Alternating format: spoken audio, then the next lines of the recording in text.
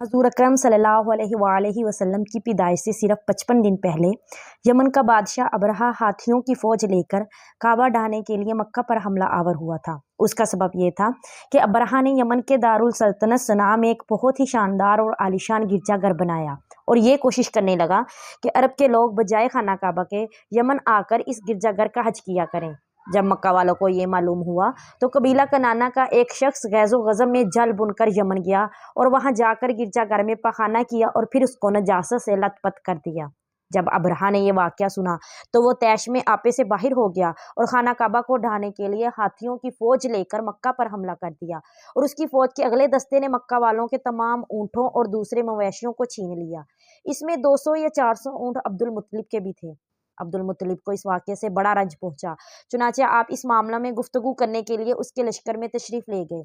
जब अबरहा को मालूम हुआ कि कुरैश का सरदार उसे मुलाकात करने के लिए आया है तो उसने आपको अपने खैमा में बुला लिया और जब अब्दुल मुत्तलिब को देखा कि एक बुलंदो कामत रोबदार और नहायत ही हसीनो जमील आदमी है जिनकी पेशानी पर नूरे नबुव्वत का जाहो जलाल चमक रहा है तो सूरत देखते ही अबरहा मरऊब हो गया और बेख्तियार तख्ते शाही से उतरकर आपकी तजीमो तकरीम के लिए खड़ा हो गया और अपने बराबर बिठाकर दरियाफ्त किया कि कहिए सरदार कुरैश, यहाँ आपकी तशरीफ आवरी का क्या मकसद है। अब्दुल मुत्तलिब ने जवाब दिया कि हमारे ऊँट और बकरियां वगैरह जो आपके लश्कर के सिपाही हाँक लाए हैं, आप इन सब मवेशियों को हमारे सुपुर्द कर दीजिए। ये सुनकर अबरहा ने कहा कि ए सरदार कुरैश, मैं तो ये समझता था कि आप बहुत ही हौसलामंद और शानदार आदमी हैं, मगर आपने मुझसे अपने ऊँटों का सवाल करके मेरी नज़रों में अपना वकार कम कर दिया। ऊँट और बकरी की हकीकत क्या है? मैं तो आपके काबा को तोड़ फोड़ कर बर्बाद करने के लिए आया हूँ।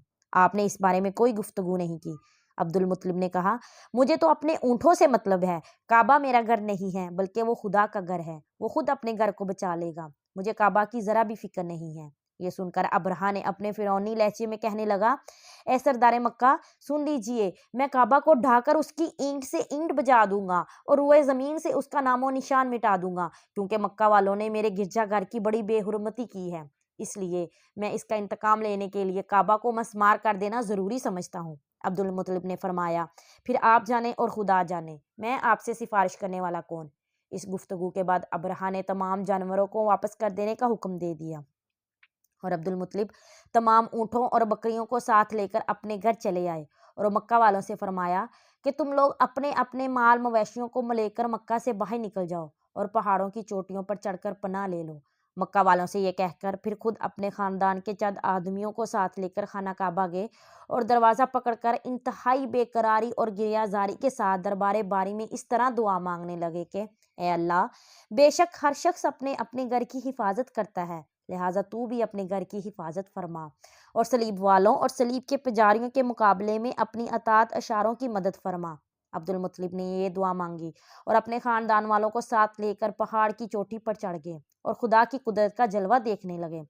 अबरहा जब सुबह को काबा ढाने के लिए अपने लश्कर जरार और हाथियों की कतार के साथ आगे बढ़ा और मकाम मगमस में पहुंचा तो खुद उसका हाथी, जिसका नाम महमूद था, एकदम बैठ गया। हर चंद मारा और बार बार लड़काड़ा, मगर हाथी नहीं उठा।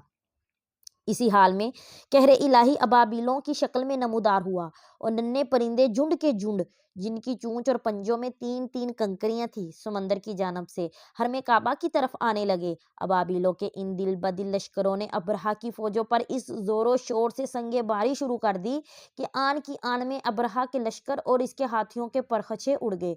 अबाबिलों की संगे बारी खुदावंदे कहारो जब्बार के कहरो गजब की एक ऐसी मार थी कि जब कोई कंकरी किसी फील सवार के सर पर पड़ती थी तो वो उस आदमी के बदन को छेदती हुई हाथी के बदन से पार हो जाती थी। अबरहा की फौज का एक आदमी भी जिंदा नहीं बचा और सब के सब अबरहा और उसके हाथियों समेत इस तरह हलाको बर्बाद हो गए कि उनके जिस्मों की बोटियां टुकड़े टुकड़े होकर जमीन पर बिखर गईं। चुनाचे कुरान मजीद की सूरह तफील में खुदावंदे कुद्दूस ने इस वाक़े का जिक्र करते हुए इरशाद फरमाया, अलम तरो कैफ फ़अल रब्बुका बिअस्हाबिल फील अलम यजअल कैदहुम फी तदलील व अरसल अलैहिम तैरन अबाबील तरमीहिम बिहिजारतिन मिन सिज्जील फजअलहुम कअस्फिन माकूल। यानी ए महबूब, क्या आपने न देखा कि आपके रब ने इन हाथी वालों का क्या हाल कर डाला।